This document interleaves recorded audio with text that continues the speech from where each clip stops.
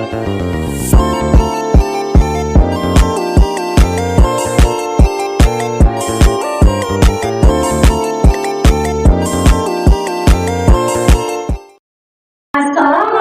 warahmatullahi wabarakatuh. Shalom, Om Swastiastu, Namo Buddhaya, salam kebajikan.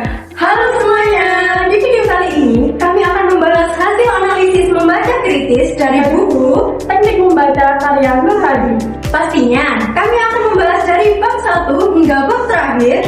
Nah, sebelum itu tak kenal maka tak sayang nih. Maka izinkan kami untuk memperkenalkan diri ya.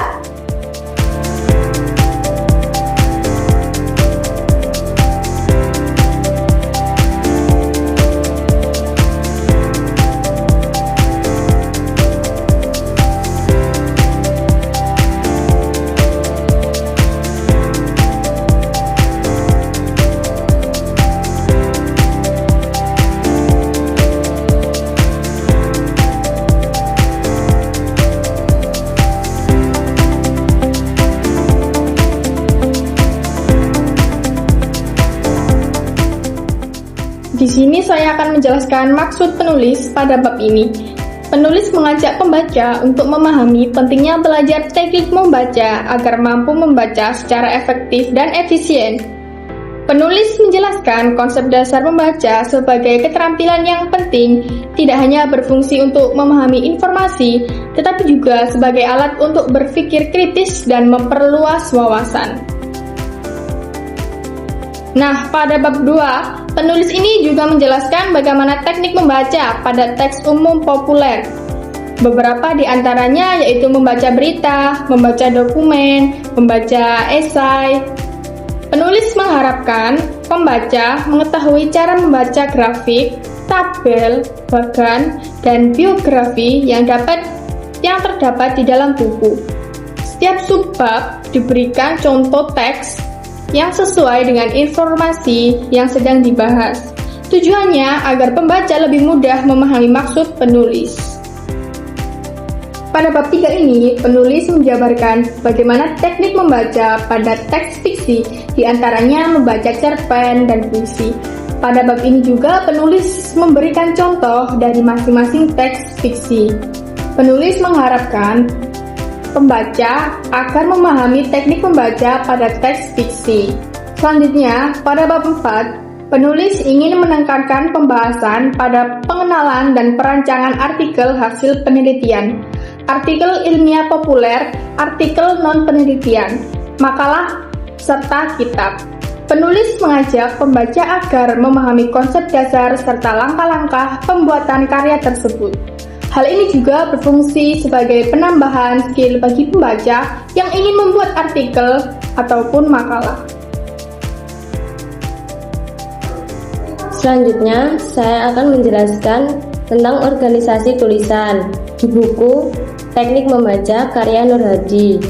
Yang pertama, definisi membaca. Penjelasan tentang apa itu membaca mencakup sudut pandang, teoritis, dan praktis. Definisi membaca diambil dari berbagai perspektif termasuk psikolog, linguistik, dan pendidikan.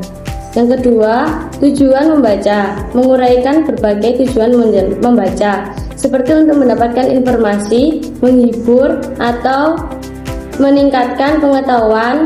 Menekankan berbagai mana tujuan membaca mempengaruhi cara seseorang membaca. Yang ketiga, tahap-tahap. Menguraikan tahap saat membaca, serta menjelaskan juga kegiatan dari masing-masing tahap membaca. Tahap-tahap membaca seperti tahap perbaca, tahap saat baca, dan tahap pembacaan.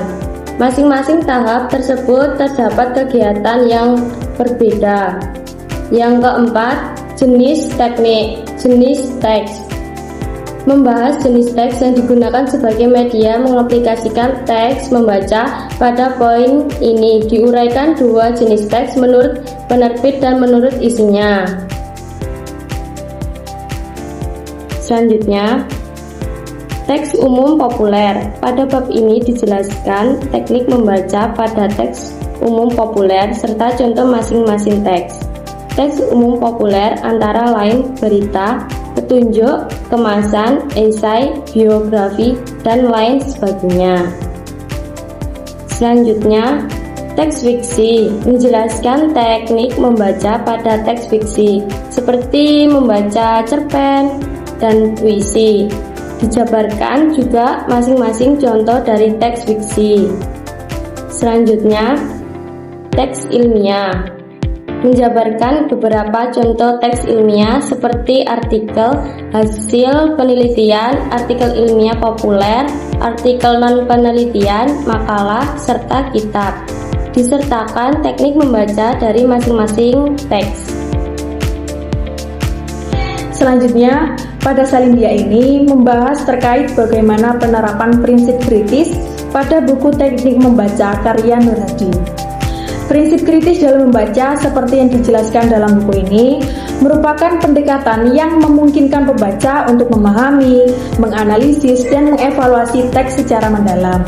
Berikut prinsip kritisnya. Yang pertama, memahami tujuan penulis. Jadi kita harus mengetahui latar belakang ditulisnya bacaan tersebut atau mengidentifikasi tujuan penulis. Kemudian yang kedua, mengidentifikasi gagasan utama. Kita harus mencatat gagasan utama dalam setiap bab atau bagian. Kemudian yang ketiga, mengevaluasi argumen. Jadi menganalisis argumen penulis dan membandingkan dengan referensi lain untuk menguji validitas informasi tersebut. Kemudian menghubungkan dengan pengalaman pribadi atau realitas. Jadi kita harus menghubungkan isi buku dengan pengalaman pribadi atau situasi dunia nyata. Kita juga perlu mengevaluasi apakah gagasan-gagasan dalam buku ini relevan atau bermanfaat dalam kehidupan sehari-hari. Nah, pembahasan yang terakhir yaitu informasi penting apa sih yang dapat kita ambil dari buku ini. Yang pertama, tentunya kita mengetahui definisi membaca. Yang kedua, kita dapat mengetahui ragam tujuan membaca.